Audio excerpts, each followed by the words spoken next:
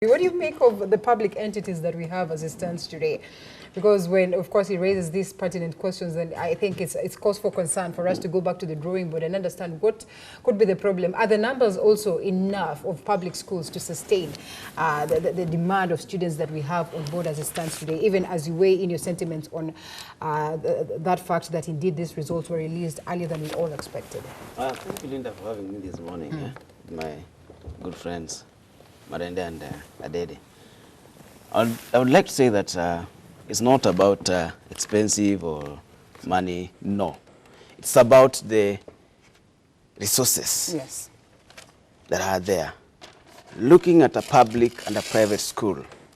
A private school, you'll get that a class has 25 pupils or 30. If it goes out on a wider range, to be up to 30, not exceeding 30. A public school, the same class, has 95 pupils, one teacher.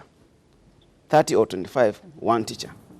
Now, when you look at this, the teacher is able and comfortable to reach at the 25 and discuss or teach them in the best way possible.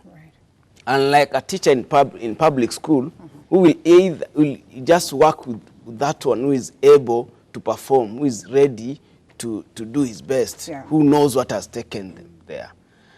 And then also looking at whatever a parent gives out. You see, when Adede says that most of us were in public schools a long time ago, yes, it is true. But we paid school fees. The education was not free. We were able to go to school, and if you didn't have that money, you were just to go home to bring that money for you to be able to sit in class, to be taught, okay, and to do your exams. So these are the things that made some of us perform, because we are, whatever your parent is giving out, it is a sacrifice. It is a responsibility, but it's a sacrifice. It's all about denying yourself some things to get your child education. The same case with the private schools. Parents are denying themselves to ensure that their pupils get the best.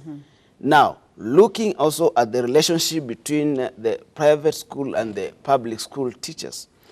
The relationship between private school and the private school teachers and the parents is close. You see, a private school parent will want to go to school and ask the teacher, why is it that my child has not performed this term? Why is it that my child has dropped performance? Which is unlike with the public schools. Public schools, you see, it's like you've been dumped there.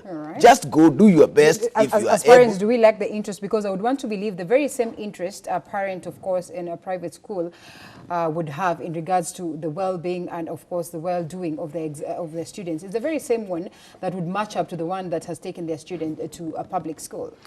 You see, for example, right now there's a law that says that you cannot cane a child just because he's done a mistake.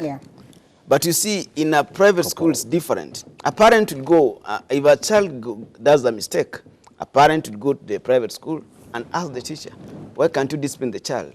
Because, but when you go to the, there are private schools that I know that do so. They are there. Like I can say, I can mention a few, okay? But when you go to the public schools, who is concerned? The parent is not concerned.